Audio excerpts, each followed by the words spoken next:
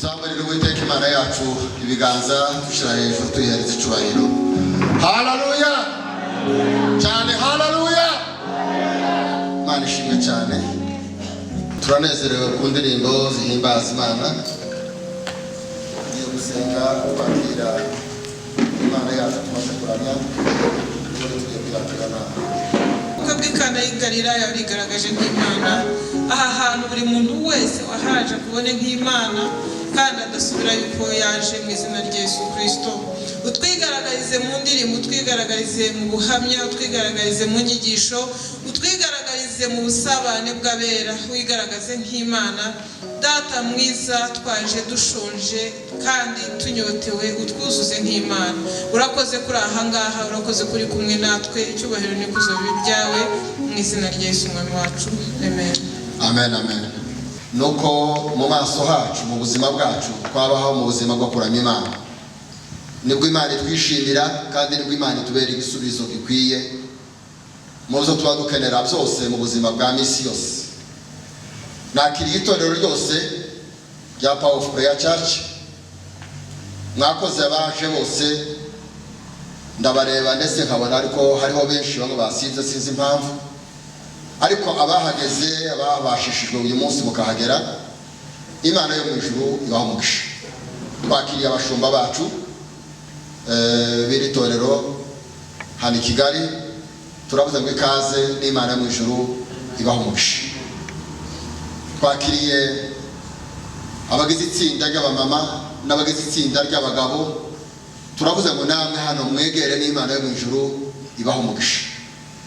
Twakiriye itsinda ry'urubyiruko rwose, mwegere aha hantu mwiyumve yuko mwashitse aho mugomba kuramya Imana no kwihimbaza, mwumve ko mugezi wanyu aho mubwirira Imana ikiri ku mutima. Imana yo mu ijuru ibaha umugisha.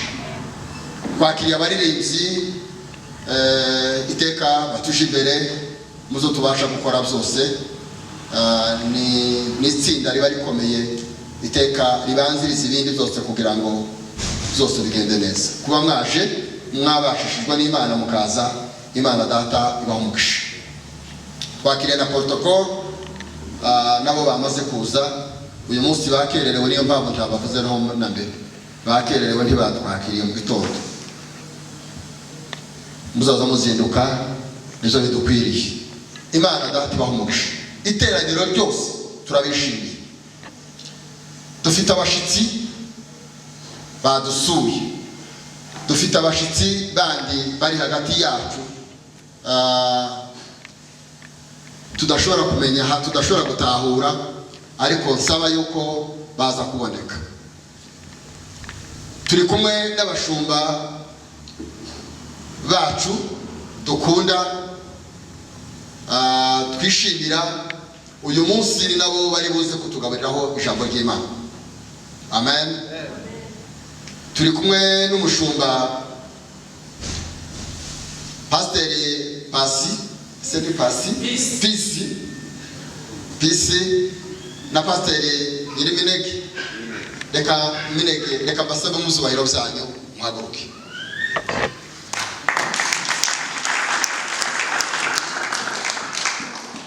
Aba ni bene Data, aba ni abavandimwe, turabishimiye kubabona. Kuba mwadutekereje uyu munsi mukadukorera surprise yo kudusura, mwakoze ikintu cyiza cy'urukundo. Imana Data yo mu ijuru ibaduhera umugisha. Mukomeze muhagarara mu byubahiro byanyu. Reka nsaba abandi bashitsi baba baje muri twebwe, namba hari abahari namwe muhaguruke. Mama Rugama abona haguruke. Imana ishimwe n'abari abandi. Imana ishimwe kubabona aho muturutse. Turacyari kumwe n'uriya mama nawe wahaguruka, nawe aracyari umushitsi wacu. Rero kuba tubabona mwatekereje aha hantu mukaza, ni ukuri imitima yacu irabishimiye.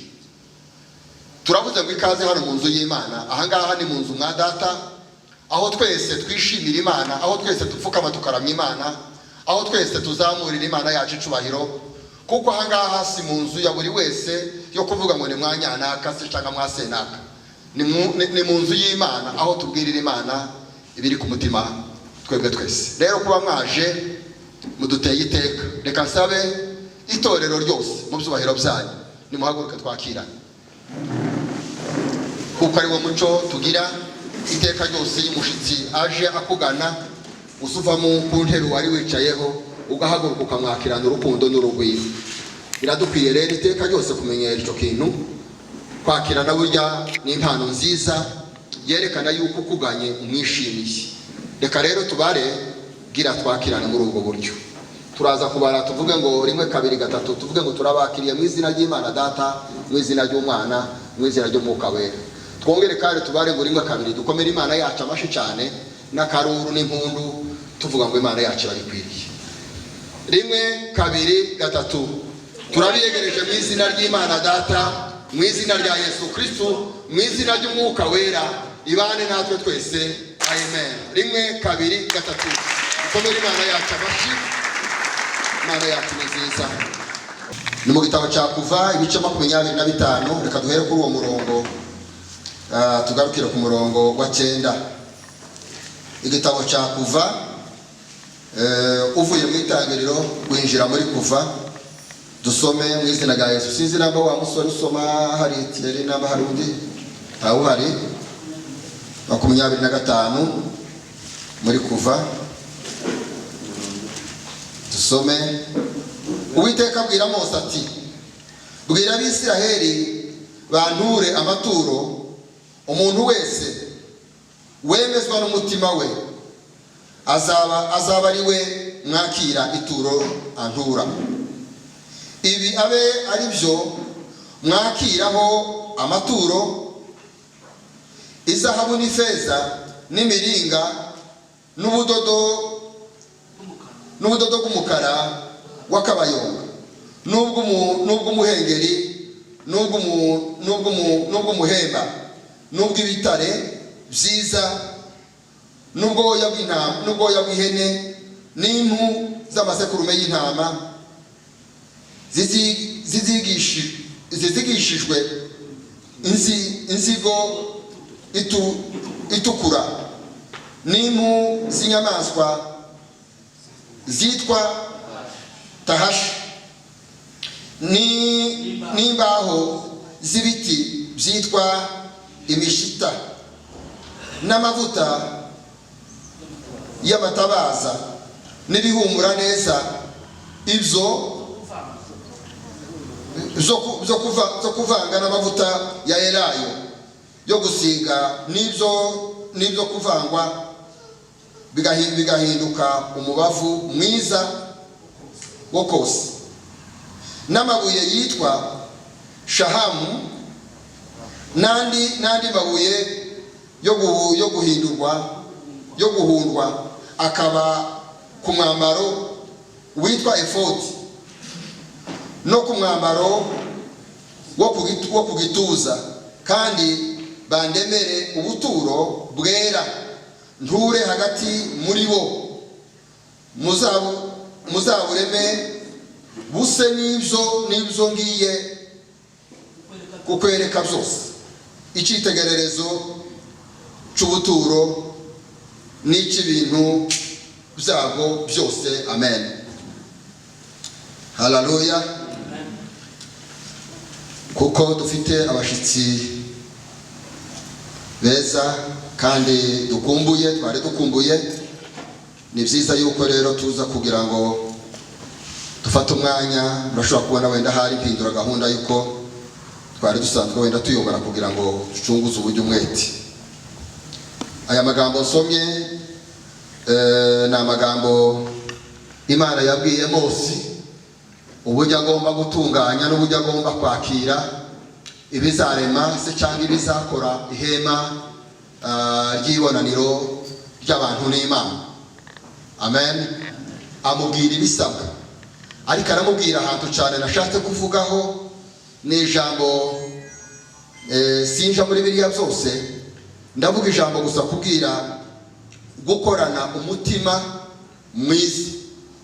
Niryo jambo nashatse gukuramo ritoya. Ituro uzatura ryose uzatura uturanye umutima mwiza, aravuga ngo iryo turo ari ryo uzabasha kwakira kuko iryo turo niryo rizatuma nanje mbasha kwishimira wa wundi warambuye ikiganza ciwe. Haleluya. Ituro ry'ufite umutima ushaka gutura, ry'ufite umutima udahatwa. Ntugature ituro usa n'ugononwa, usa n'uhatwa, usa n'ufite isoni, usa n'aho utwazwa igitugu cyo gutura ngo batambona batamenya ko ari jewe utazutura. Iryo turo nuritura uhawe ureba mugenzi wawe ngo arebe uko utura, iryo turo nta kamaro rizakugirira mu buzima bwo mu bumana, nta mugisha rizaguhesha. Ariko aravuga ngo nutura ngo nazana ituro n'umutima mwiza ngo ariryo muzabasha kwakira. Avuga ibisabwa byari bikwiriye guturwa bizemerwa, ntabwo ari ikintu cyose. Amafaranga yaremewe yavuze ngo izahabu n'ifeza muzaza muzizana, uzaza ubona izahabu ntukazutinya kuyitura. Amen. Biremewe ku Mana ko tuyiturira Imana, ibihungura neza biremewe ko tubiturira Imana, ibisa neza. Ibyo byose ariko ashaka kubivuga ngo ibyo nibyo bizabasha kubaka ihema ry'ibonaniro ry'Imana n'abantu. Ngo ndashaka yuko muzaryubaka kuko nshaka nzabikwereka byose. Duhagarariye aho ngaho, ndagusaba ngo iyo waje mu rusengero, waje mu nzu y'Imana, zuzana umutima ukunze wenyine ubwawe, ubanze wumve yuko uri ituro, wituye Imana n'umutima wawe wose, n'urukundo rwawe rwose, n'ibitekerezo byawe byose ubiha Imana. Uzi utarangazwa n'ikindi kintu icyo ari cyo cyose. Bizatuma Imana ikureba mu mutima, irebe icyakuzanye, irebe yuko utarangarira kureba undi n'undi, izakwishimira. Banza ibituro rikwiriye rishimisha Imana. Niko Pawulo yavuze muri kiriya gice cya 12 mu gitabo cy'Abaroma. Yaravuze ngo ubwawo banza igitambo kizima cyera gishimwa n'Imana, kube kuyikorera kwawe kwaba kuboneye imbere y'Imana. Mani bahumugisha.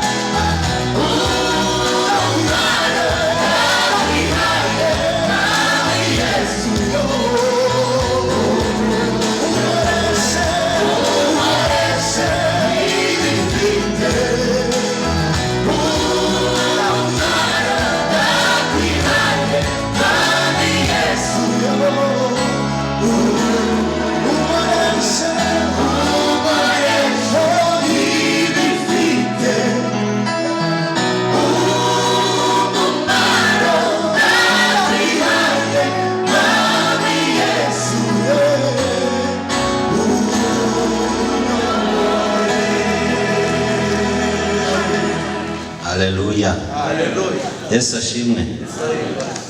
Ndabahobeye mwese mu izina rya Yesu. Imana ibahe umugisha. Ndanezerewe uyu munsi mpagaze imbere y'ubwoko bw'Imana bungana nkamwe. Nejejwe kandi no kuba imbere y'abashumba banjye. Nukuri Imana ibahe umugisha abashumba.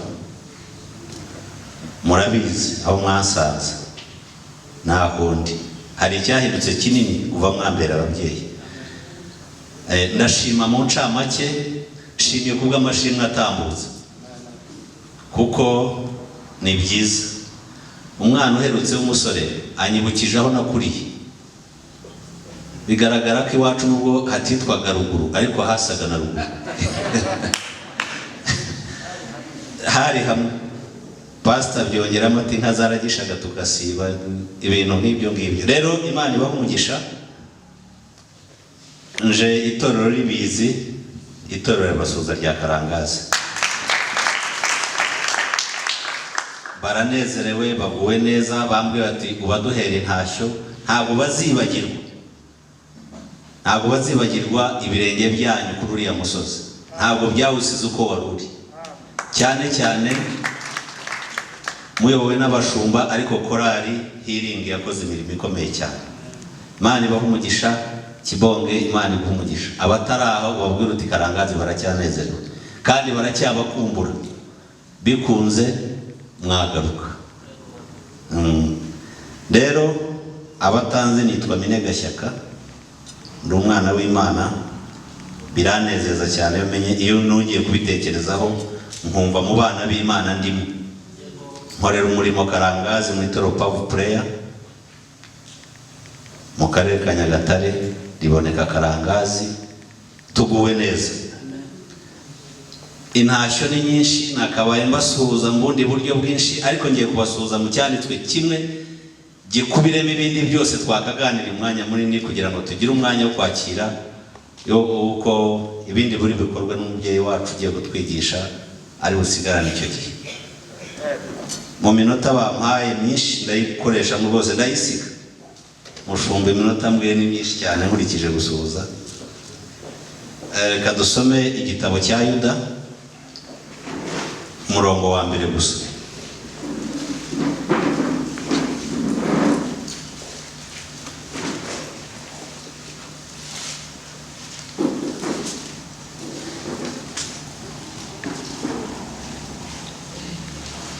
Arabageze reka nsome umurongo wa mbere.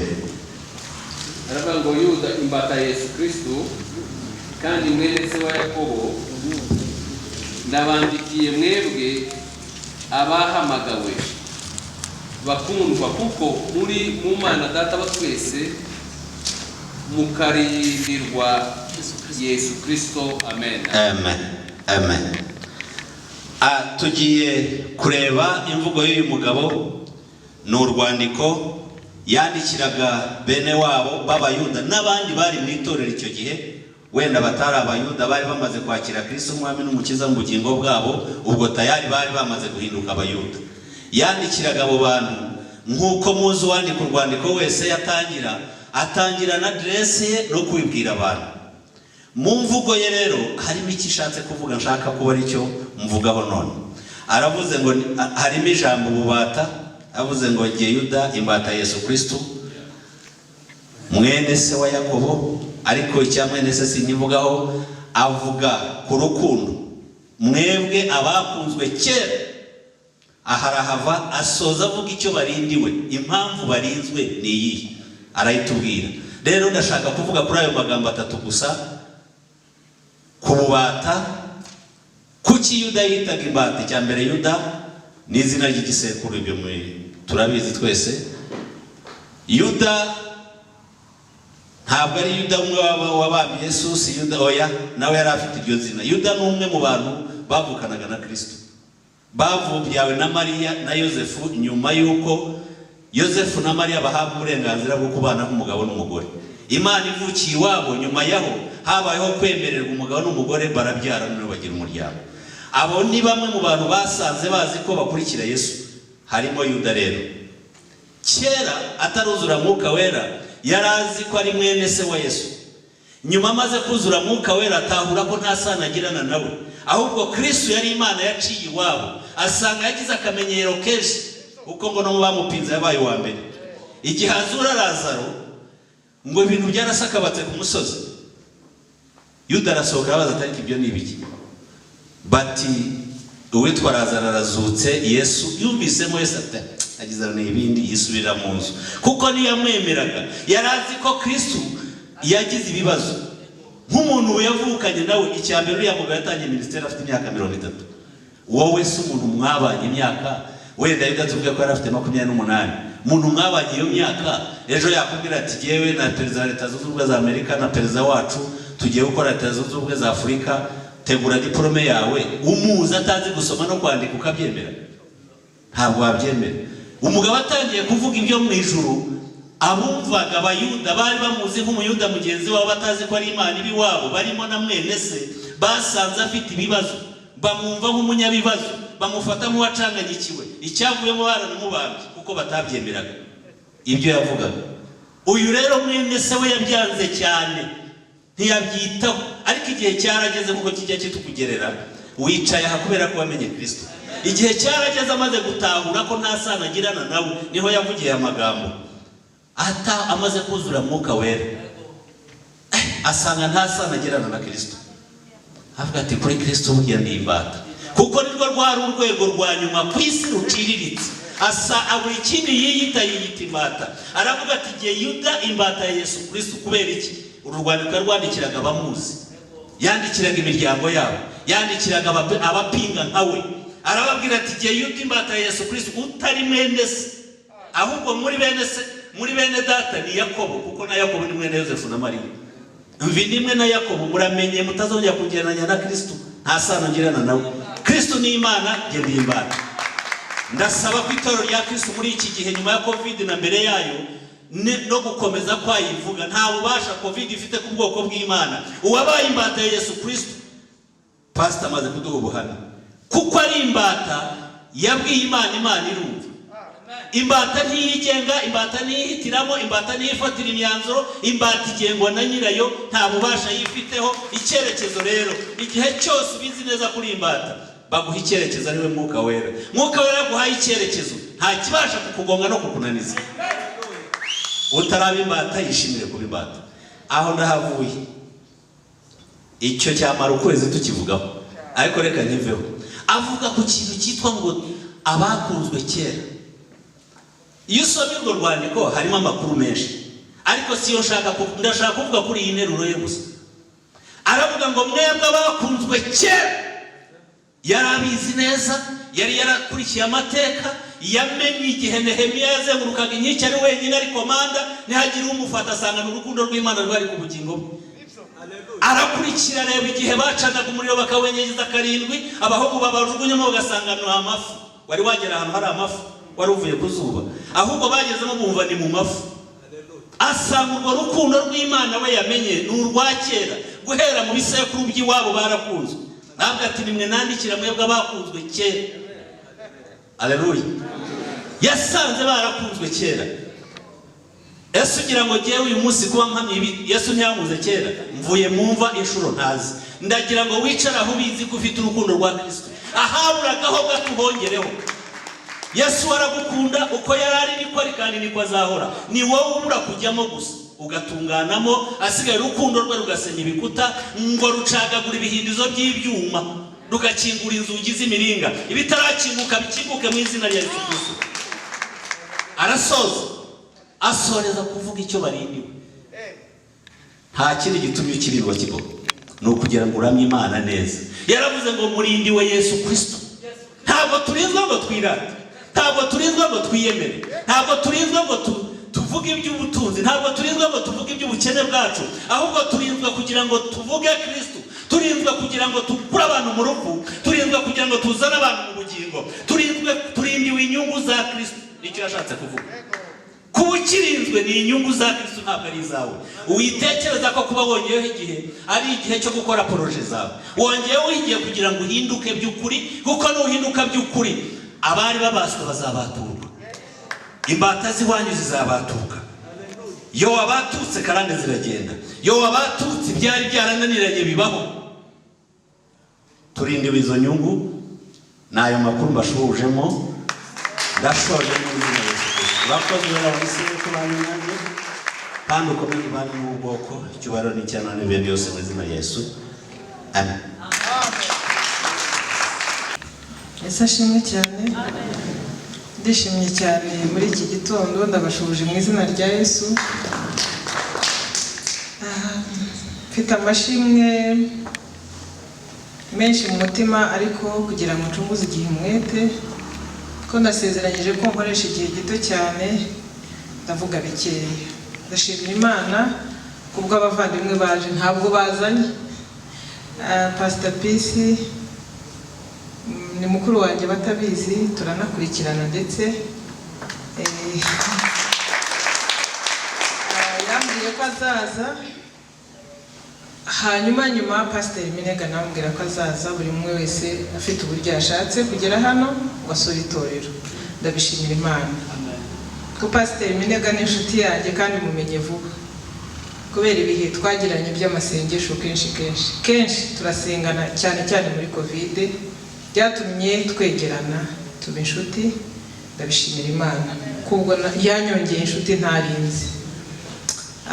Ariko ikintu nshimira Imana cyo nasezeranyije Imana niko kubwo gukiza mukuru wacu Covid. Nukuri Imana yadukoreye ibikomeye. Dufite mukuru wacu uwo dukurikira, bakurikirana na mukuru wanjye, aba mu Bwongereza. Yarwaye Covid-19, ananirwa kuvuga, nkamwandikira, nkamwohereza amasengesho kuri audio, mpuruza abantu, ananirwa kuba yafungura ijwi, n'uwo ntaravuga neza, ageraho kuzajya akorora n'amaraso kubera ko ibihaha byari byangiritse. Numva birancanze kubera yuko birabizi ibintu abantu b'Iburayi baranibana. Yabaga mu nzu wenyine, ishobora kuvugana n'abantu batandukanye, nabo urumva babaga bafite ubwoba bwo kujya kureba umuntu wa Covid. Ariko ikintu nasabye Imana gikomeye yankoreye hagati aho anarwara gutya anaremba, icya mbere nasabye Imana yuko yamuha umuntu umwitaho. Imana iza n'umwitaho. Icya kabiri nsaba Imana yuko atajya kuri bomboni, ntiyayijyaho. Uyu munsi ntarashobora kuvuga neza, mbese ntabwo ararekipera kuko yararwaye cyane. Ariko naravuze ngo Mana y'imbabazi ikomeye, nukiza Grace akaba muzima, nzahagarara imbere y'iteraniro ryawe nubwo batazi Grace, mushime kuri Imana ikomeye, kuko mu by'ukuri yarapfuye arazuka.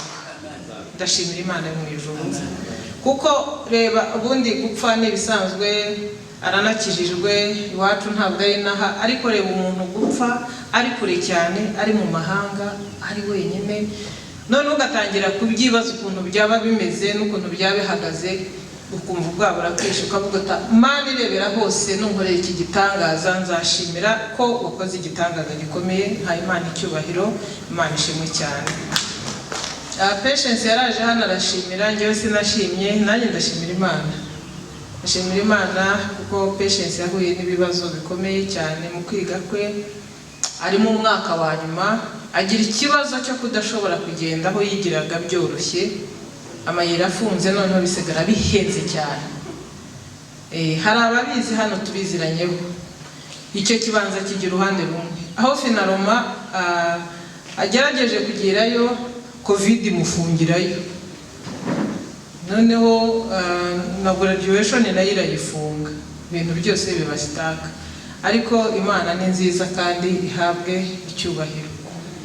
We yabwiye ukuntu hariho ikintu yumvaga, wari wabona umwana utsinda garidiyene agatsinda primaire, nibuka abantu bazaga gutangarira ukuntu yari afite ekiri nziza ari mu wa kabiri wa primaire, bati ntabwo turabona umwana wandika gutya. Ariko ibyo ni bisanzwe, abana b'imfura bakunda kumera gutyo. Agatsinda n'amanota menshi atasomye, noneho abigenza gutyo. Ageze mu mwaka wa nyuma atsindwa amasomo 3, yumva ko isi n'ijuru byafatanye. Ariko ngiye kuko natsinzwe menshi, numvaga ari ibisanzwe.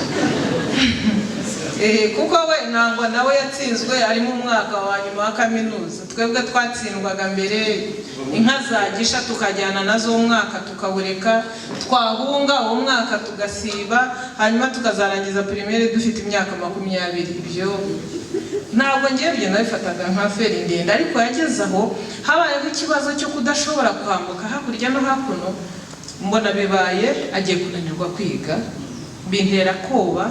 Birangije hajemo covid, mbona none hije guteramo kashe, ariko Imana yacu ni nziza ntigibura kwigira, yashyizeho inzira gihaye icyubahiro. Amen.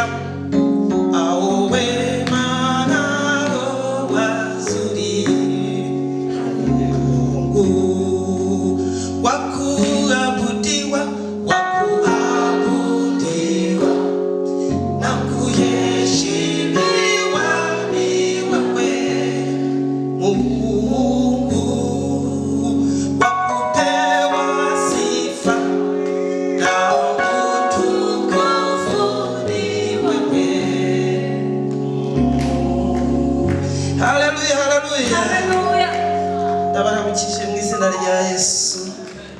Nitwa Pisi, kera nitaga Pisi bwiza, ngira ngo nari mwiza. Haleluya. Ariko ubwo bwiza mwumva ntarigeze mumenya. Ikintu namenye ni Yesu wageze mwiza kubwo kumumenya. Haleluya.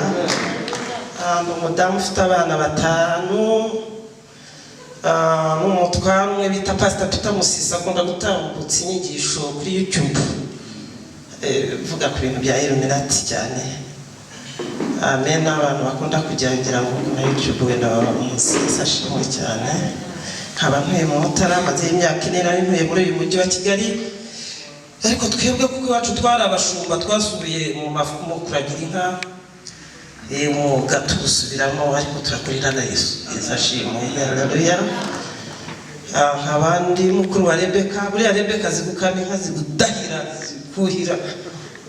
Turabashumba rero sinzi ariko umukingira ngo baramwe, ariko ajyayo. Amen. Ni bande bazi ibintu by'inka ariko Ashimwe. Haleluya. Haleluya. Amen. Haleluya. Ubwo rero nuko igihe cyageze cya retirement, hanyuma nkajya kuragira inka, numvaga ari byo bintu byiza. Ngezeyo umujyi wari waranteye ibintu by'akajagari, ngira ngo kubera imyaka ndakuze. Ariko ngezeyo noneho nongera, Rebeka yahoze ambwira ati Pastor Rebeka, atariko ndareba noneho uri umujene, ndabona nuko ndeba inka rwose, mvuga umuti nkira stress rwose. Yesu ashimwe cyane.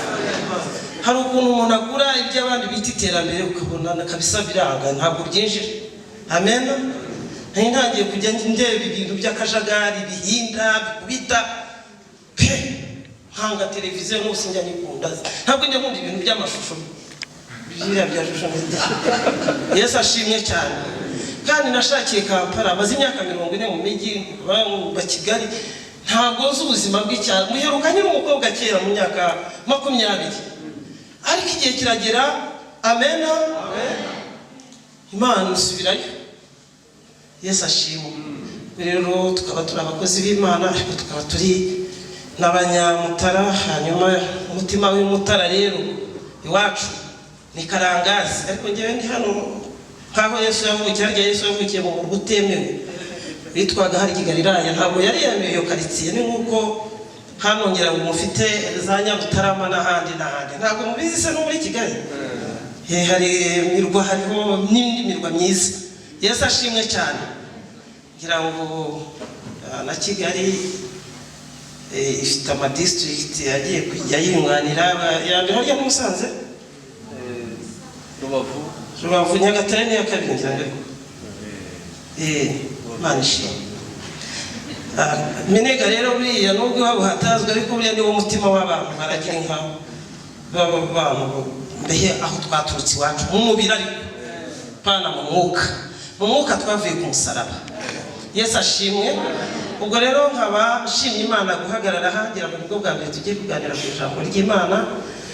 Nshimye Imana kubw'ubuhamya bwa mukuru wacu uri mu Bwongereza. Imana yakijije COVID, nanjye narwaye COVID ndayikira mu izina rya Yesu, nawe Imana yamukijije. Nshimiye Imana kubw'umuhamagaro ukomeye wabonetse kuri my sister.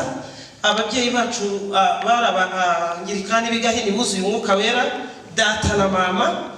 Abana babo rero b'abahungu ntabwo bashoboye kwakira agakiza. Umuhamagaro w'Imana waje kuza kuri twebwe abana b'abakobwa kubw'uburere bukomeye twagize bwo kurerwa na mama bahoraga twigisha ijambo ry'Imana. Mwongere muvuge ngo amen. Aba bantu rero bamanikiwe n'imbaraga z'Igahini, bakomeje data mu pasiteri na mama igihe bahungaga muri 50 baragenda bo bari abapasiteri, ubwo abandi bakoraga ibindi muri Anglikani. Tuvuka rero tujya kumenya ubwenge abo bantu barahuye.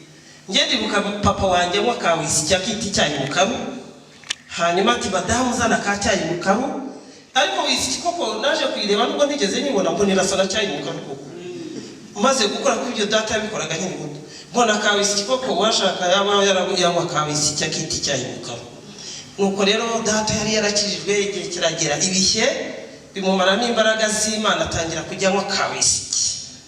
Hanyuma igihe kiragera rwose barakonja baragwa bati Imana ariko ubuntu bw'Imana ikintu cyantangaje kujya kuri twebwe abantu. Nimwongere muvuge ngo amen. Haleluya. Sizo ukuntu Imana yaje kugira gutya idusansibiriza tukiri bato, biciye mu bibazo twari turimo icyo gihe. Imana iduha kumva ubutumwa bwiza twakira Yesu. Mama arongera wari waraguye arabyuka. Amen. Arakizwa. Atureresha ijambo ry'Imana. Yajyaga kudukubita, yadusomeraga mu migani uko umubyeyi umwana bamukubita. Ntabwo iyo yaduhaga ibihano, yaduhanishaga kwiyiriza ubusa no gusenga. So twagize ibihano byiza bya mama wacu, bituma umuhamagaro wari ku babyeyi bacu tugeraho. Nimwongere muvuge ngo amen. Rebeka yaze gukorera Imana igihe kinini, nkabona ntubitinya cyane, ariko yarokotse neza cyane, umurokore mwiza. Hanyuma rero amena tuba abarokore beza na mama Shema. Mu bwana bwacu twakira ubutumwa bwiza. Mama Shema sinzi ko yaje gusenga, bambwiye ko asengera hano. Yaherekeje umwana. Yesu ashimwe cyane. Haleluya. Ubwo butumwa bwiza rero bwaraturinze. Yesu ashimwe cyane. Rebeka rero nashimye Imana yuko yaje kumuha umuhamagaro wo gukorera Imana, kuko nawe umuhamagaro namubonaga inshuro nyinshi, aho yari kuki udakorera Imana. Ati rero please Imana yarabahamagaye mwebwe kugira ngo mugende, wowe ujye ugenda rwose uvuga ubutumwa, ko njye natangiye gukorera Yesu nyine umukobwa. Ariko akajya amfasha akanira inkunga cyane, akananyemera cyane, ariko ati wowe harahana, ati komeza. Ariko igihe kiza kugera koko Imana iramuhagurutsa, ukabona umukozi w'Imana wera imbuto kuva mu bwana bwe. Ariko igihe kiza kugera, ndashimira Imana yuko yaje kwemera umuhamagaro w'Imana, agahaguruka akayikorera. Amen. Haleluya. Mana shimwe Rebeka kubw'umurimo wo kwivuga butumwa Imana yaguhaye ukwikorera. Ntabwo byoroshye gukorera Yesu, biravuna. Amen. Yesu yaravuze ati ushaka kunkorera niyange. Turiya turahure turi hariya ni twiza, ariko buriya nta munyingo tubamo n'utwo dutebe. Bariya bikoreye umusaraba wa Kristo, bikoreye umusaraba w'iki? W'itorero. Ariko tureba abona Pawulo yavuze ku muruho w'intumwa. Ariko mu by'ukuri amena, muri uyu murimo harimo umunezero w'ubugingo buhoraho. Amena. Hari amahoro y'ijuru. Ndashaka rero kuganira namwe ku kintu cyitwa ibihe. Ibihe. Haleluya. Ibihe, ndashaka kuvugana namwe ku bihe bya kera, ibihe byo gukizwa, ibihe Imana itajya yibagirwa by'umukristo. Yesu ashimwe. Niryo jambo Imana yampaye kugira ngo nganire namwe ibihe. Ndagira ngo turebe ijambo ry'Imana mu Byahishuwe igice cya mbere umurongo wa 2. Twongere turebe igice cya mbere cya Yohana umurongo wa 12.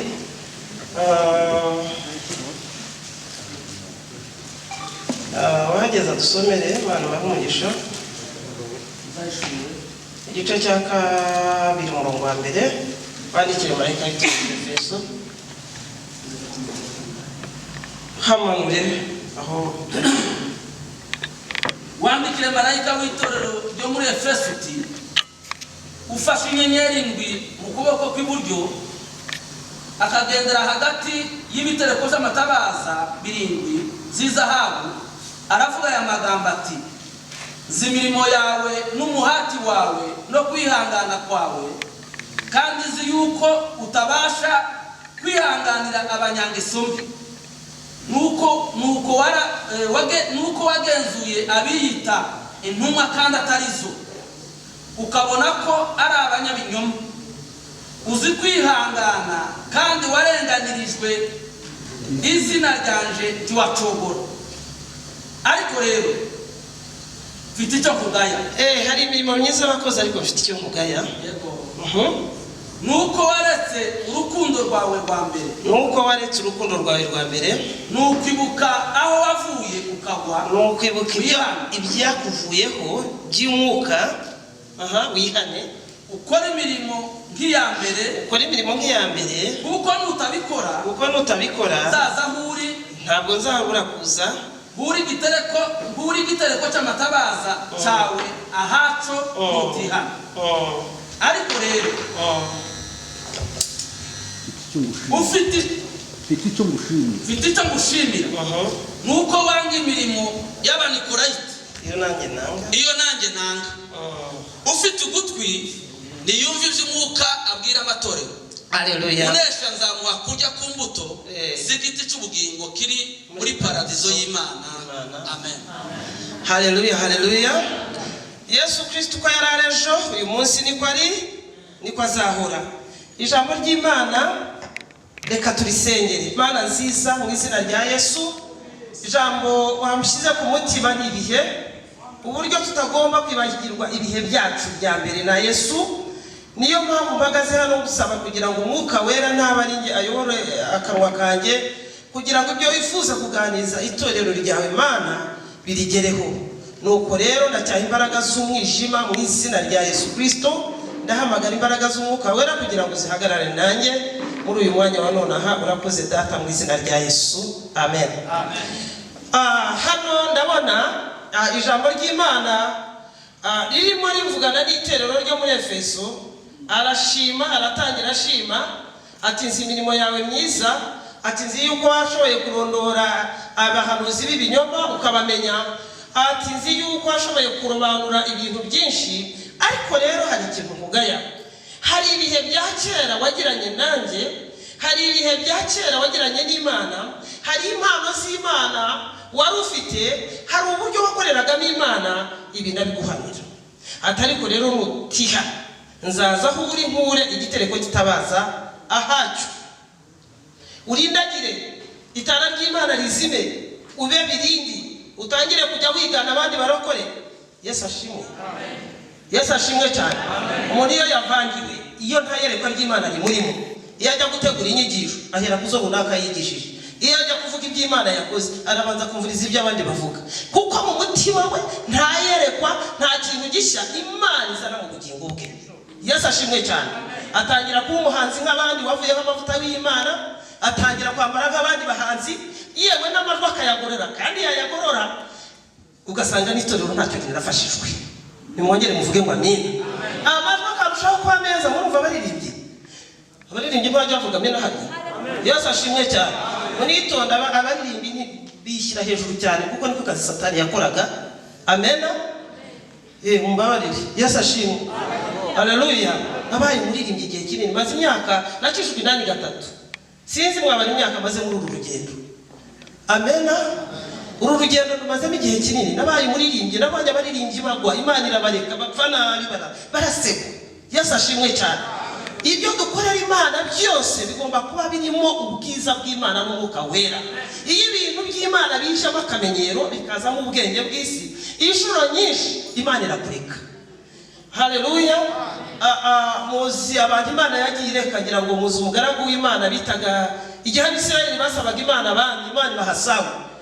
Igice cya 13 Bibiliya tubwira ko Imana igihe Samuel yari yatinze kuza ari Gilgali, hanyuma Sawuli ngo abona amara iminsi 7 ategereje Samuel ngo azatane, ngo abantu bamushiraho. Abantu bamaze gushira, Sawuli aravuga ati umutangi Samuel ntawari. Abantu baragiye barashize, kuki ngewe ntatamba igitambo kwari ufata niba ari inka niba ari ikibakayikata. Ibyo Samuel avuga ko nanjye nabikora. Ibi icyo bisaba ni iki? Ibyo Samuel akora nanjye nabikora. Reka ntambe, kandi Abafilisitiya bari hafi badatera tutari ntari ingingo witeka. Ariko mu by'ukuri uriya mugabo yari yazanye experience yambaye mu nzu y'Imana n'akamenyero gakabije, yari yarahamagariwe kuyobora, gutegeka, kurwana, ariko ubutandi bwabo bwa Samuel. Nimwongere muvuge ngo amina. Haleluya, haleluya. Azana ikiburi, azana akamenyero, ariko mu by'ukuri nubwo yabibonaga ibyo Samuel yakora, ariko we ntabwo yamutangiye. Bibiliya iratubwira ngo amaze gutamba ibitambo Samuel araza, ngo arangije aramubaza ati ibyo wakoze ni ibiki? Muri Samuel wa 1:13 ati nabonye utinze abantu bashize mu rusengero ngira ngo ibintu birangiye bicitse intege, kuko we Samuel watinze. Ati ngewe nangira gutamba ibitambo no kwinginga Imana, kuko dufite n'urugamba rw'Abafilisitiya, nabonaga nta rujyaho ntabanje kwinginga Imana. umuhanuzi amuhagarara imbere amubwira ati rero Imana iguciye ku ngoma. Tekereza igice cya 10 cya Samweli nibwo Imana yamushyize ku ngoma. Igice cya 13 ataramara n'igihe kingana amara Imana imukuyeho kubera ko akazitireye mu nzu y'iki. Mwongere muvuge ngo amina. Mwongere muvuge ngo haleluya. Arakomeje ku gice cya 15 wa mudayimoni w'umunyiranabizi wo kudatinya Imana. Imana iramubwira iti rero okay aho ngaho ntasimbutse kuri 13 Bibiliya iratubwira ngo Samweli aramubwira ati uyu munsi ubwo watanga igitambo kandi ukagitamba utari umutambyi, Imana yiboneye undi muntu iyimika umeze nk'uko umutima w'Imana ishaka. Uyu munsi ntukiri umwami w'Abisirayeli. Sawuli yamaze imyaka 40 ari ku butegetsi bwa Isirayeli, ariko Imana yaramuciye. Mwakaye muvuga ngo iby'Imana bikwiye kwitonderwa. Mwongere muvuge ngo haleluya. Mwongere muvuge ngo amina. Imana yaramuretse. Muri Samweli wa mbere gice cya 10 Imana yaramuhamagaye. Icya 13 Imana iba yabonye Dawidi. Icya 15 yongeye guhabwa misiyo. Gira mugenzi wawe ngo yongeye guhabwa misiyo. Inshuro ya kabiri nayo iramunaniye. Imana iti rero nibutsa Abameleki yuko igihe Abisirayeli bavaga muri Egiputa babateje inzitizi, igihe cy'Abameleki cyo guhanwa kirageze kandi nakwibitse kugira ngo ukora ibyo ushaka.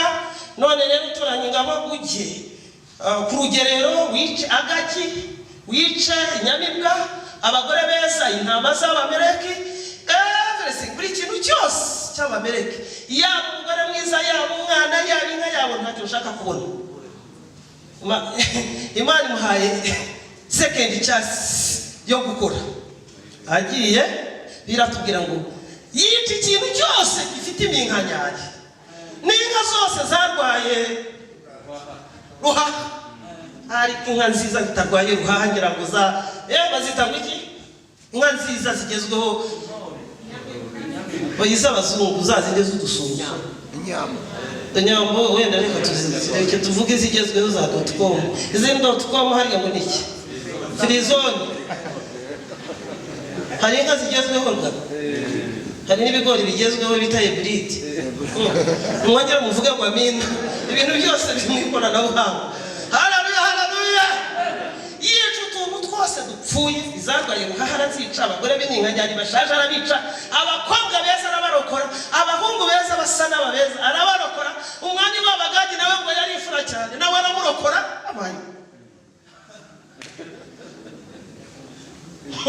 Yesu ashimwe. Kandi usomye muri Samweli 15 Imana yamubwiye kurimbura byose. Arangije kugira ngo atege amatwi yumva yuko Imana yamubwiye kurimbura byose. Aragiye yishe ati ariko Mana mubireba yuko uyu muhungu ari mwiza. Gusa Agagi we afite amaso yera, afite amenyo yera, n'imfura n'igikomangoma. Izi ngano ureba ko ari nziza. Batise barugoye iki ati nabizanye kugira ngo bizane mu rusengero. Nibizu y'Uwiteka ari ihoramo inzara. Niba Imana yarananiwe kuzana ibitunga urusengero ku buryo ntabwo mbizi. Imana yacishimwe. Imana yacishimwe. Samweli arongera aravuga ati inshuro ya kangahe Imana iguciye ku ngoma akina. Ni ikibazo. Ngira mugenzi wanjye ni ikibazo. Iyo turaha Bibiliya iratubwira muri Petero wa mbere ngo Imana yaraduhamagaye kugira ngo twese murumva igihe cya kera habagaho abami, habagaho abatambyi bakaba bene rero, ariko bene Bibiliya iratubwira ngo Yesu amaze gupfa ku musaraba, umwenda ukingiriza hera h'urusengero nk'aha habagaho urusengero rwagiragamo ibice bitatu. Rwagiraga hera, rukagira n'ahera cyane, rukagira n'ahera hahera. Aho hantu kari hatatu, ahera habaga abantu bahajya, ahera hahera cyane, ahera hahera hakajya abantu biyemeje, ahera cyane hajya ku mutambyi. Ndimo murumva ibice bitatu byabaga mu rusengero igihe cya Mose. Bibiliya iratubwira ngo umwenda ukingiriza ahera ku rusengero utabuka mu kabiri. Imana ntiyabikivuga ngo bene Lewi nibo batambyi. ahubwo Imana iravuga ngo ku musaraba mwese muri abana, mwese muri abatambyi. Wakabaye ubikomera mu mashyi yaba wanguka. Icyo nicyo gihe Imana yavuze. Abagore ntabwo twakabaye turabatambyi, abagore b'abatambyi babagaho. Byo byari ikibazo. Kira mugenzi ngo byari ikibazo. Ariko mbaza abagore bibagiye ahera ryari. Biriko Imana yavugira bivuze no mu kanwa k'umuhanuzi Yoweli igice cya 3. Ngo Imana ivuze iti haleluya, uko niko bizaba mu minsi y'iki, nzasuka umwuka wanjye ku bantu bose. Aho niho nanjye peace nahawe imbaraga z'umwuka wera. Ndavuga Yesu ashimwe. Ndavuga kuko Imana niyo yambaye ibyo kuvuga. Yesu ashimwe. Ndavuga kuko ndavuga Yesu. Amen. Ibyakozwe n'intumwa igice cya 2:17 wahagera yadusomera ngo ndavuga ku ijambo abagore bahawe. Abaceceka bicecekera ariko babizi tuzavuga. Mwongere muvuge ngo amen. Mwongere muvuge ngo haleluya. Nzasuka umwuka wanjye ku bantu bose. Mu bantu bose se we nturimo. Haleluya. Ntabwo ari umwuka wo kwicara, si uwo kureba. Yesu ashimwe. Amena. Amen. Amena. Haleluya. Haleluya. N'umwuka wo gukorera iki? Ko turabami, turabatambyi mu bwami bwande bwa Yesu. Haleluya. Mu nzu y'Uwiteka rero haritonderwa. Yesu ashimwe. Hadusomere Imana ivuze iti uko niko bizaba mu minsi y'imperuka. Wenda ntaba mbivuga mu kanwa kanje bitanditse. Cyo kora no muri Yoweli birimo igice cya 2:14. Imana ivuze iti uko niko bizaba. Avuga iti uko niko bizaba mu minsi y'imperuka. Iyi ngiyi duhagazemo. Nzasuka umwuka wanjye ku bantu bose. Komeza. Kandi abahungu n'abakobwa banyu bazahanura, n'abasore banyu bazerekwa, n'abakambwe babarimo bazarota, ndetse n'abagaragu banjye n'abaja banjye muri iyo minsi nzabasukira ku mwuka wanjye, bazahanura, nzashyira amahano mu ijuru hejuru, shire n'ibimenyetso mu isi hasi, amaraso n'umuriro no gucumba k'umwotsi. Izuba rizahinduka umwijima, n'ukwezi guhinduka amaraso. Uwo munsi mukuru kandi utangaje w'Uwiteka utaraza. Kandi umuntu wese uzambaza izina ry'Uwiteka azakizwa. Amen. Uko niko bizaba mu minsi y'imperuka. Urabona igihe cya Mose abatambyi Imana yakoreshaga abantu batatu: abami, abatambyi n'abacamanza. Nibyo? Mwongera muvuge ngo amena. Ariko Imana muri Petero wa mbere avuga ngo namwe muri abami, muri abatambyi. Haleluya. Abaririmbyi muri abami, muri abatambyi. Yesu ashimwe cyane. Abaririmbyi ni department y'abahanuzi. Umuririmbyi wuzuye umwuka wera ajya akira amayerekwa akaririmba indirimbo Imana yamuhaye. Ngira ngo nejejwe no kuba muri korali yamamaye hano, ariko nyuma yo kwamamara mujye musenga cyane kuko inshuro nyinshi abantu y'Imana yabazamuye muri iki gihe cyo kugwa kiba cyageze gute, cyageze. Ariko healing yacu yo ni nziza. Mwongere muvuge ngo amen. Umuririmbyi Imana n'umuhanuzi buririmbyi buvuye ku Mana, pana ubuhanzi simbuze. Ariko abaririmbyi departement y'abaririmbyi n'abahanuzi. Umuririmbyi Imana ijye muha indirimbo ijyanye n'itorero uko rimeze muri icyo gihe. Nimwongere muvuge ngo amina. Niba itorero rifite imbaraga, Imana igaha umuhanzi indirimbo ishima. Niba itorero rifite intege nke, indirimbo ikaza ivuga iti nimwihane. Abaririmbyi n'abahanuzi. Yesu ashimwe. Mwese mu rusengero muri abana. Ntabwo rero umuririmbyi, umudiyakoni, umupasiteri ni impano zitandukanye ziri mu rusengero rw'Imana. Ngo bivuga ngo aha bamwe kuba intumwa ze, abandi abaha kuba bungeri, abandi abaha kuba bigisha, abandi abaha ivuga butumwa. Haleluya. Izo ni impano eshanu Bibiliya ivuga zose zikuza itorero. Haleluya. ubwo rero ntabwo abatambyi ari aba ngaba. Yesu ashimwe. Gusa twese turi abami kandi twese turi abatambyi. Yesu ashimwe cyane. Namwe muri aho muri abami kandi muri abatambyi mu bwami bw'Imana. Abantu bashobora kuba batakuzi ariko Imana ikuzi, kandi ibyo ukora haba iwawe mu rugo haba ku kazi aho ukora bibasha gutuma abantu baza kuri Yesu. Ubwo uri umwami uri umutambyi. Rero iki gihe cy'ikinyejana turimo cya Yesu, ntabwo Abalewi ari bo batambyi, ntabwo abakomoka kuri Aroni ari bo batambyi, ahubwo twese turi abami, turi abatambyi mu izina rya Yesu. Abatambyi rero bagiraga imiziro. Yesu ashimye cyane. Haleluya. Ahahera rero hahera cyane hageraga umutambyi.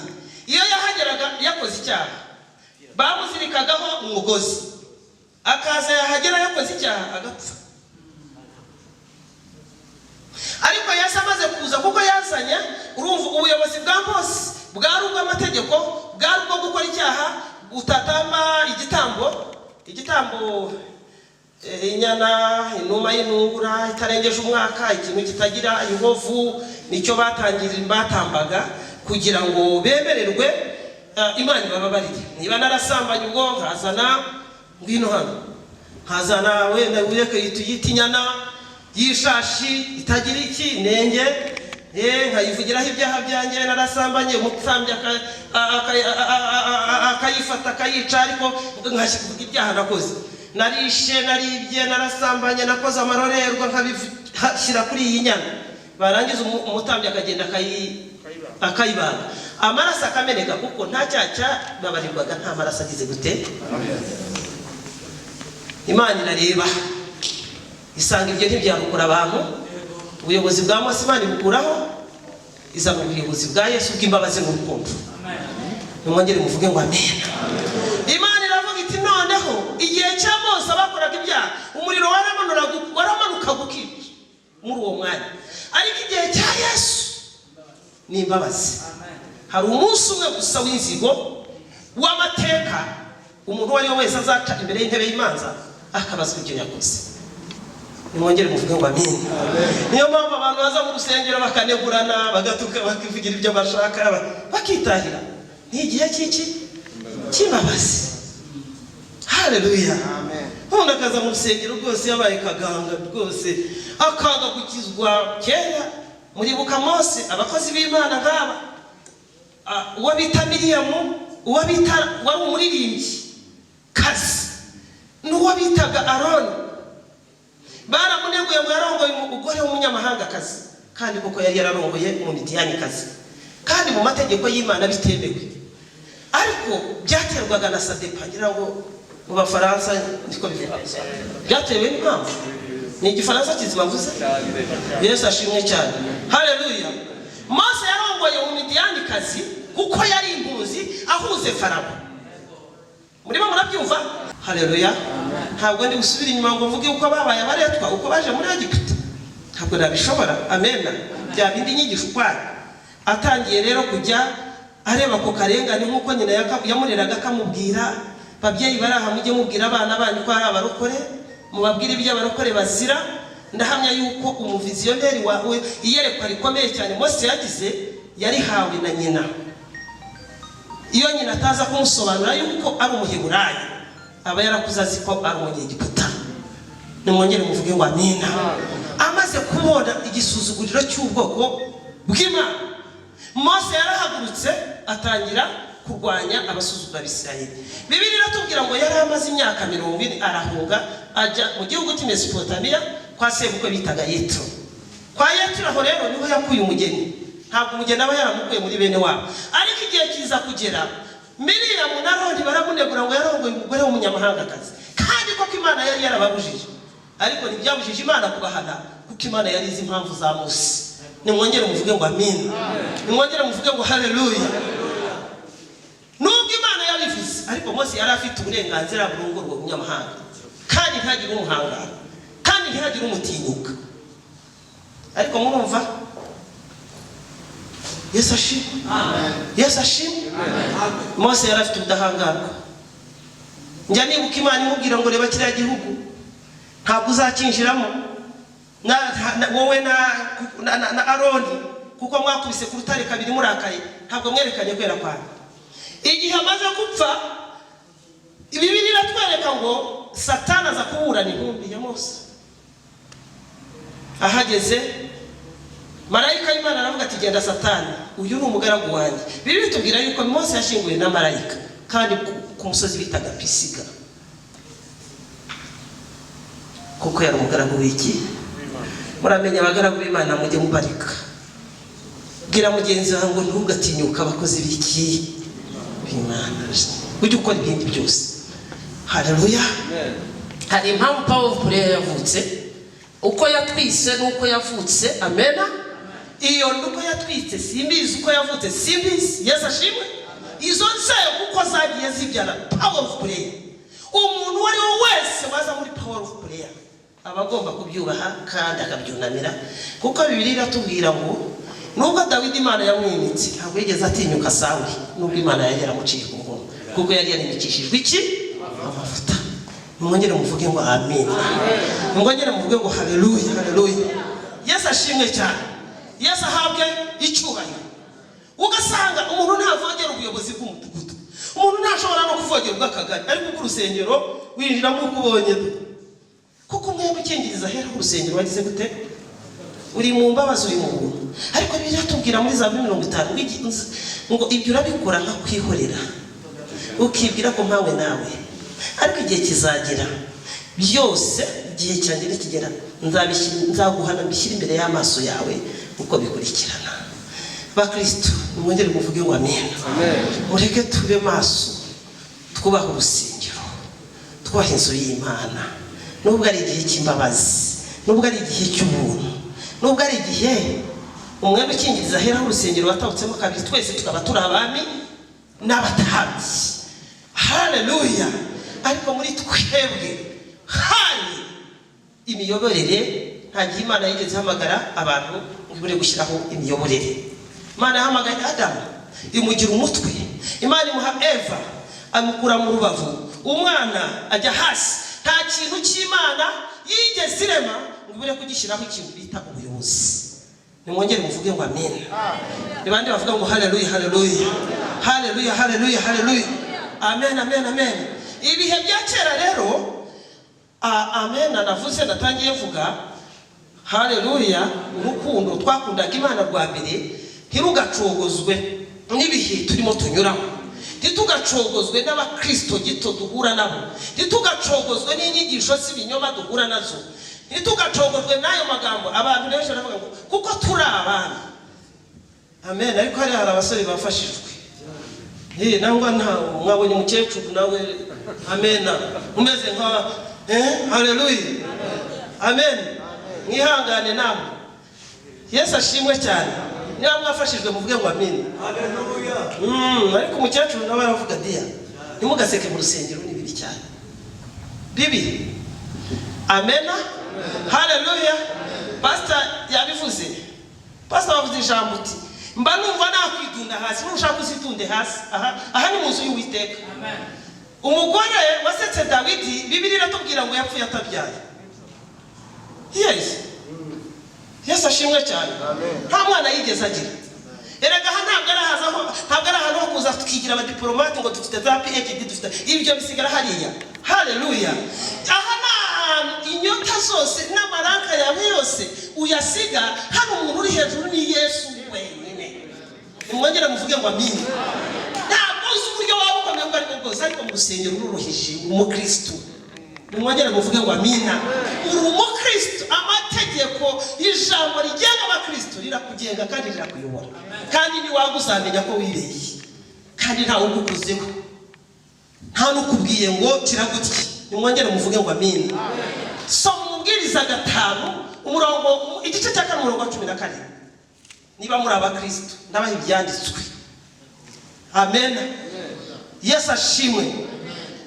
Fite ibyo gushimira, mfite ibyo kugaya, ariko nibyo kugaya mutabikosora, hanyuma nzaza nyewe muri gitereko kitabaza hacyo, hanyuma ngitwara urindagire, ujya wibwira ko ubona kandi uri impumyi mu buryo bw'umwuka ariko pana mu buryo bw'umubiri. imana yacu ihabwe icyubahiro. Haravuga ngo 17 igice cya 17 ni hejuru ya 5 haravuga ngo iby'Imana bikwiye kwitondera. Umurongo wa igice cya 17 umubwiriza nuje mu nzu y'Imana, nujya mu nzu y'Imana wowe ujurinda ikirenge cyawe, niwegera ukumva biruta za ndirimbo n'ibisirimba byinshi n'aya mananga watanga nangwa n'amafaranga batura hano, ibyo kumva biraruta byose. Yego, bakaba bivuga ngo amina. Amen. Erega Yesu Kristo ko yari ejo n'uyu munsi niko agize gutera, ntabwo ajya ahinduka.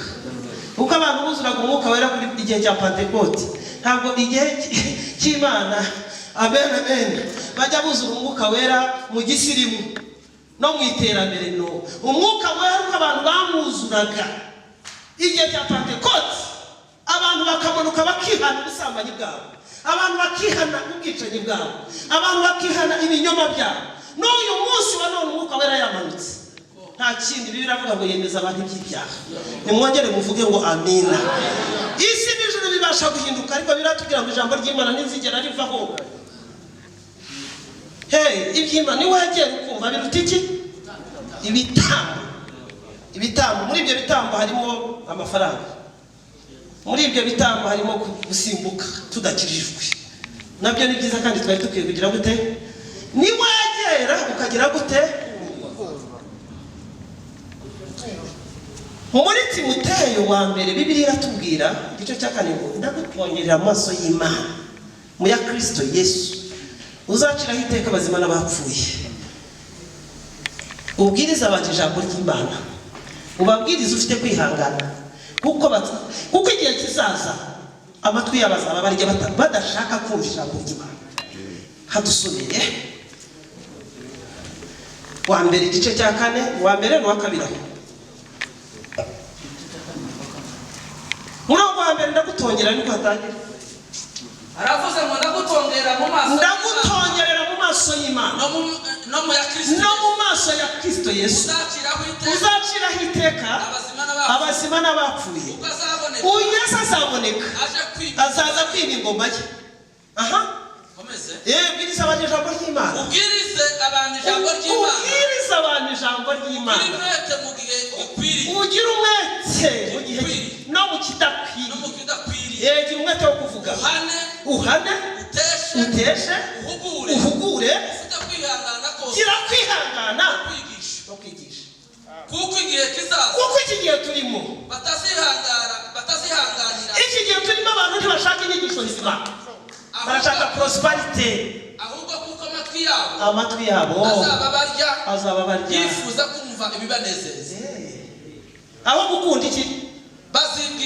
Bazibwiriza bigisha bahuje n'ibyo baragiye, kandi baziziba amatwi ngo batumva ukuri, bazayoba bakurikiza imigani y'ibinyoma. Yesu ashimwe. Ariko ibihe ntibikakumare imbaraga z'umutima, ibi by'ubwami ko yegereje. Ntabwo nyizi bitegure ubese ibishura ya abaririmbyi hiringi mwaramamaye nanjye ndabazi. Abandi bahinduke, abandi benshi bazibagira ya jambo ry'ifatiro z'isi. Ibihe ntibikakumare gatangira ko ngako. Ibihe bizashira, abandi bahinduke, abantu benshi bazibagira ya jambo ry'ifatiro z'isi. Ako kavuga ngo imbaraga z'umutima, ibihe ntibizakumara imbaraga z'umutima. Komeza ku katero. Imbaraga z'umutima. Hiringi ni muri iyi.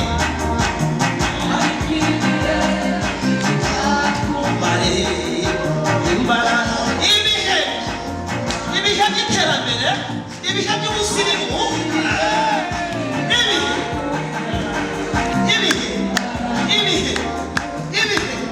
ibihe by'ubukene, ibihe by'ubukire, ibihe byo gupfusha, ibihe by'ubupfakazi. Mutima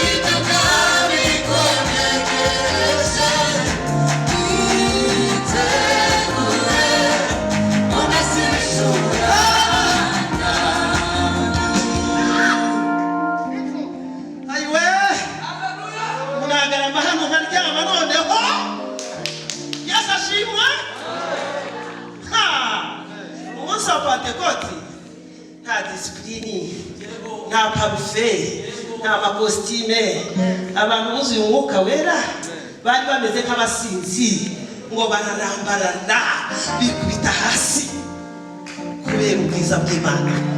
Icyo gihe ibihumbi 3 bihindukirira hari kibiye ko bibamaze.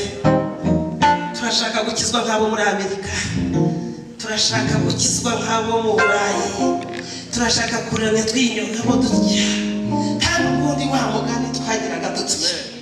Mwongere muvuge ngo amena. Amajwi turashaka nk'ayandi wa mugore, hari umugore wigeze kuza hano, umuhanzi ukomeye cyane ni Darlene Karirimba. Amena. Turigana Darlene, nta kimwuka wera guha ku buryo wowe utakwigana Darlene. Nta kintu kiri special Imana yaguha ku buryo ujya gukopera amajwi ya Darlene. Ariko ibihe bikakumara imbaraga z'umutima, ubwira iby'ubwami ko bwegereje, witegure umeze ibishura.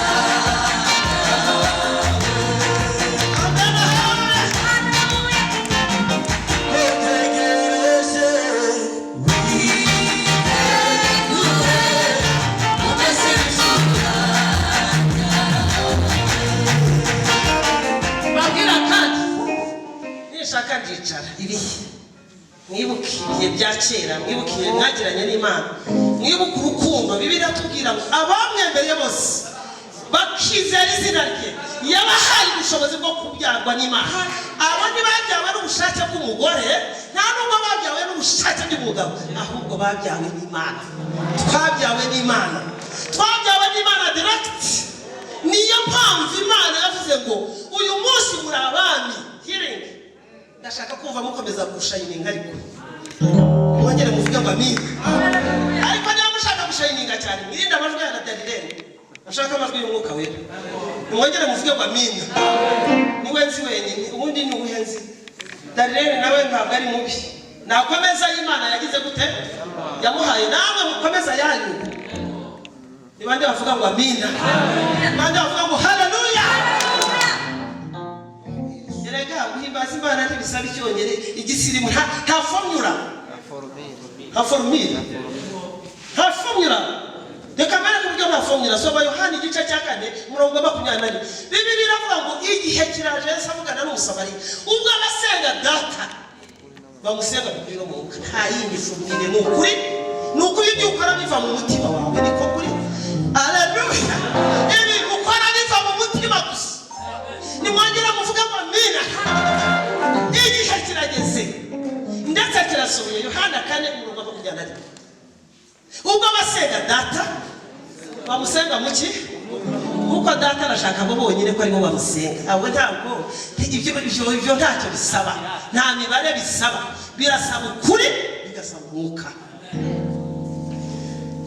idinirira mugaza idinirira idinirira shaba Kristo idinirira by'imitima y'abantu ntabwo gishimira ukuri kandi nirishora yari umuntu mw'ijuru kubera imirimo y'idini kuba muri Yesu nibyo dini nyakuri na Yesu akaba muri wowe iwe nzira y'ukuri n'ubugingo aza kubera umuyobozi izera ijambo ry'Imana iryo tabaza ni muri iki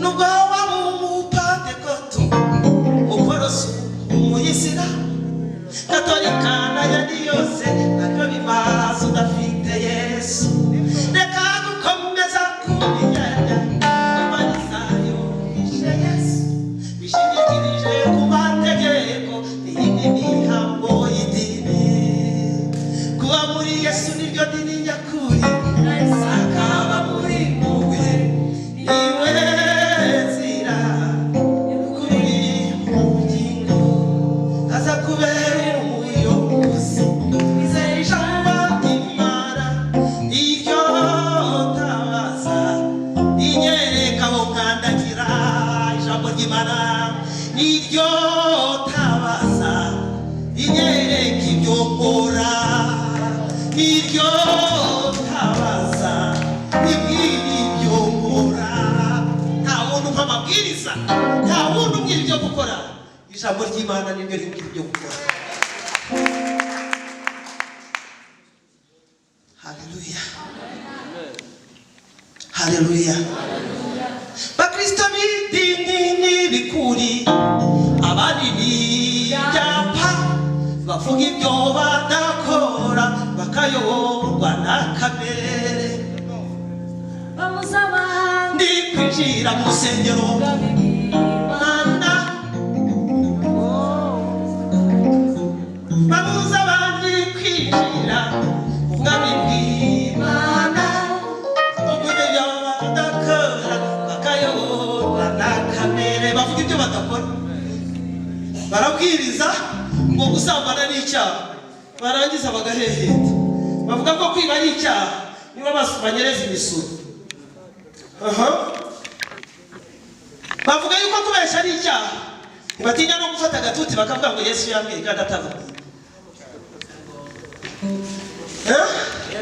bakristo b'idini n'ibikuri byapa bavuga ibyo badakora bakayoborwa na kamere reka gukomeza kubiryarya farisayo bishe Yesu bishingikirije ku mategeko haleluya haleluya iyo korali najyaga nyumva yari yuzuye umwuka wera bita Come to Jesus ntabwo nkiyumva sinzi impamvu ariko healing ibiti haleluya ucunga izamarika abase ko kibatakivuga nuko se badahari barahari ese iyo umuntu apfuye iyo mose apfuye ntayo si usigara urugendo rw'abisirayeli rwasigaye imana irabyara mwongere muvuge ngo amina data yitwaga mu bantu bene mu Rwanda barahari n'abuzukuru barahari n'abazamusiga hirinde murasiga murasaza yego bandi murajya muri Amerika ariko mugomba kuba mufite abana kibonge wenda kuzi niba ari mwumvise bavuga kibonge mbona ni bene munini uyu ni kibonge imana yacu hamwe haleluya mana nziza ndagushima kubw'uyu mwanya cyubahiro ni cyawe babaye umwanya wo kuganira n'itorero hamwe cyubahiro babaye umwanya wo kwigisha gushimira urakoze Yesu urakoze igitare cy'ubugingo kubanye nanjye muri mwanya izina rya Yesu.